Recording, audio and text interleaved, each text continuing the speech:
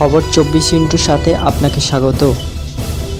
নতুন নতুন খবর জানার জন্য আমাদের চ্যানেলে চোখ রাখুন।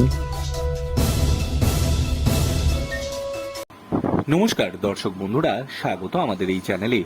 কোনো কারণ ছাড়াই বাড়ি থেকে বিজেপি নেতাকে তুলে নিয়ে আসার অভিযোগ উঠল প্রতিবাদে সোমবার রাতে ডেবরা থানায় ধর্নায় বসেন বিজেপি কর্মীরা। একেবারে থানায় ঢোকার গেটে বসে পড়েন তারা। তাদের দাবি, কারণ ছাড়া এইভাবেও কাউকে তুলে আনার অর্থ জোর জুলুম। তারই প্রতিবাদে থানায় এসে ধর্নায় বসেছেন। সোমবার জন্মাষ্টমী ছিল অভিযোগ। এদিন রাতে ডেবরা থানা এলাকায় সক্রিয় বিজেপি কর্মী বিপ্লব ডিন্ডাকে ডেবরা থানার পুলিশ আটক করে থানায় নিয়ে যায়। এই খবর ছড়াতেই বিজেপির কর্মীরা থানায় ভিড় করেন, সেখানে স্লোগান দিতে থাকেন, বসে পড়েন। ঘাটাল সাংগঠনিক জেলা বিজেপির সভাপতি তন্ময় দাসের বক্তব্য, বিজেপি নেতাদের চক্রান্ত করে ফাঁসানো হচ্ছে। তিনি বলেন, আমাদের কর্মী বিপ্লব ডিন্ডার বাড়িতে পুজো ছিল, ওর পুজোয় বসার কথা, তার আগে তুলে নিয়ে যায় পুলিশ।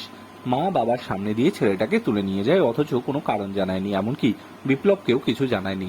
আমরা বারবার পুলিশের কাছে জানতে চাই, কিছুই বলেনি। উল্টে থানায় আমাদের বিপ্লবের সঙ্গে দেখা করতে দেয়নি।